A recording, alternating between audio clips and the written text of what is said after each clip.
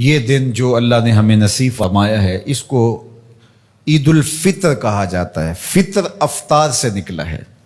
جس طرح ہم روزانہ روزے کو افطار کرتے ہیں، وہ تو ہر روز کے روزے کا افطار ہے، اور یہ عید الفطر جو ہے یہ پورے مہینے کے روزے کے افطار کے مترادف ہے۔ اس لیے اس کو عید الفطر کہا جاتا ہے کہ جو پورا مہینہ ہم روزے رکھے، عبادات میں رہے، تو آج اللہ نے ہمیں افطار کا دن نصیب فرمایا۔ اور پورے مہینے میں اللہ جو ہمارے اوپر نعمت نازل فرماتا ہے، عید الفطر جو ہے وہ اللہ سے ان محنتوں کا ثمرہ لینے، عیدی لینے کا دن ہے۔ تو اس لیے اس دن کو لہو و لعب میں گزارنا نہیں چاہیے۔ یہ بازاروں کے لیے عید نہیں ہے، یہ عید آوارگی کے لیے نہیں ہے، یہ عید اس لیے نہیں ہے کہ جو ہم نے پابندیاں پورے مہینے میں جو رکھیں تو ان ساری پابندیوں کو اب توڑ دیں۔ وہ سیکھنے کا موقع تھا، اب اس پر عمل پیرا ہونے کا موقع ہے۔ ہمارے رب نے ہماری آزمائش کی، ہماری پرکھ کی کہ میرے بندے ایک مہینہ رکنے کے بعد اب کیا ان کا مزاج پیدا ہوا ہے کہ وہ واقعہ ہی میرے احکام پہ عمل پیرا ہو جائیں۔ میں نے کہا کھانا نہیں ہے تو مرغن غذا موجود تھی، پاکیزہ طاہر غذا موجود تھی، انہوں نے نہیں کھایا۔ میں نے کہا پینا نہیں ہے، انہوں نے ٹھنڈا میٹھا مشروب دستیاب ہونے کے باوجود چاہے آب زمزم بھی ہو تو انہوں نے ایک گھونٹ نہیں لیا، میرے حکم کی تعمیل کی۔ تو ایک مہینے تک میں نے حلال کاموں سے بھی ان کو روک کے رکھا۔ تو میں دیکھنا چاہتا ہوں کہ اب میرے کہنے پہ حرام سے رکتے ہیں یا نہیں رکتے ہیں۔ تو اللہ چاہتا ہے کہ یہ میرے بندے اب اس عمل کو اپنے اوپر یوں ہی طاری کر دیں۔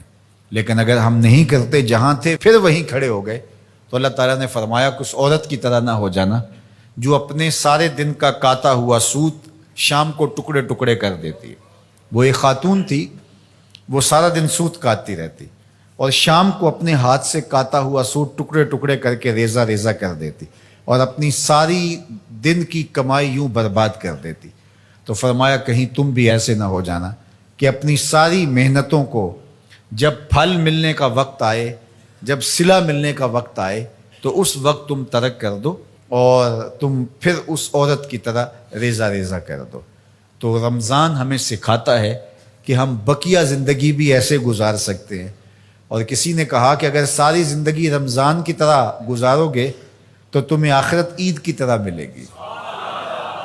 تو اس لیے اپنی زندگی کو رمضان کی طرح بسر کرو۔ حضرت داتا گنج بخش علی حجویری علیہ رحمہ اپنے شیخ ابو الفضل الختلی سے روایت کرتے ہیں، فرماتے ہیں کہ الدنیا یومن ولنا فیہا صومن، دنیا ایک دن کے برابر ہے اور ہم روزہ رکھ کے گزار رہے ہیں۔ دنیا کو اگر آخرت کے مقابلے میں رکھیں تو دنیا کے پلے بچتا بھی کیا ہے، تو گزر جائے گی۔ ہم افطار وہاں جا کے کریں گے، یہاں افطار نہیں کرنے آئے، یہاں روزہ رکھنے آئے۔ تو یہ مختصر زندگی اللہ کی یاد میں، اس کے ذکر میں، اس کی محبت میں، اس کے پیار میں بسر کیجئے۔ روزے کے مقصد کو سمجھیے گا۔ یہ نہیں ہے کہ رمضان المبارک گزر گیا تو اب ہم اپنی پرانی روٹین پہ آ جائیں گے، نہیں، بلکہ ہماری اب روٹین بہتر ہو جانی چاہیے۔ اور ہم نے ایک مہینہ مشق کر لی تو ہمارے لیے اب عمل کرنا آسان ہوگا۔ ہم نے ایک مہینہ تجربہ کیا، ہم حلال سے بھی رک سکتے ہیں اگر اللہ چاہے اور اللہ کی مرضی ہو تو ہم اللہ سے توفیق مانگے، مالک تیرے کرم سے ہم حلال سے بھی رک گئے تو توفیق دینا ہم حرام سے بھی رکیں۔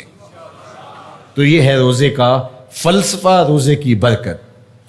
اب یہ یوم الفطر جو ہے یہ افطار کا دن ہے، یہ شکرانے کا دن ہے، یہ اللہ کی بڑائی بولنے کا دن ہے، اور غرباء کو، مساکین کو، اپنے ہمسایوں کو، عزیزوں کو جو مالی طور پہ مستحکم نہیں ہیں، ان کو عید کی خوشیوں میں شامل کرنے کا دن ہے۔